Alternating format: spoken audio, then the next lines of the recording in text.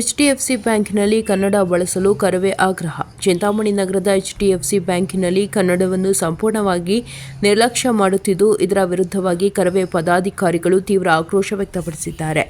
ಈ ವೇಳೆ ಬ್ಯಾಂಕಿಗೆ ಭೇಟಿ ನೀಡಿದ ಕರವೇ ಮುಖಂಡರು ವ್ಯವಸ್ಥಾಪಕ ಹರೀಶ್ ರೊಂದಿಗೆ ಮಾತನಾಡಿ, ಶಾಖೆಯಲ್ಲಿ ಸರ್ಕಾರದ ಆದೇಶದಂತೆ ನಾಮಫಲಕಗಳಲ್ಲಿ 60% ಕನ್ನಡವನ್ನು ಬಳಸಲು ಹಾಗೂ ಗ್ರಾಹಕರೊಂದಿಗೆ ಕನ್ನಡದಲ್ಲಿ ವ್ಯವಹರಿಸಲು ಮತ್ತು ಹೊರ ರಾಜ್ಯದ ಸಿಬ್ಬಂದಿ ಕಡ್ಡಾಯವಾಗಿ ಕನ್ನಡ ಕಲಿಯಲು ಸೂಚಿಸುವಂತೆ ಒತ್ತಾಯಿಸಿದರು. ಈ ಸಂದರ್ಭದಲ್ಲಿ ಕರವೇ ರಾಜ್ಯ ಉಪಾಧ್ಯಕ್ಷರಾದ ಕೃಷ್ಣೋಜಿರಾವ್, ಜಿಲ್ಲಾ ಪ್ರಧಾನ ಕಾರ್ಯದರ್ಶಿ ಮುರುಘಮಲ್ಲ, ಜೆ. ಮುಸ್ತಫಾ, ತಾಲೂಕು ಅಧ್ಯಕ್ಷರಾದ ವೆಂಕಟಗಿರಿಕೋಟೆ ಅಸೀಸ್, ನಗರ ಅಧ್ಯಕ್ಷ ಪ್ರದೀಪ್, ಯುವ ಘಟಕದ ಪಾಟೀಲ್ ಮತ್ತಿತರರು ಹಾಜರಿದ್ದರು.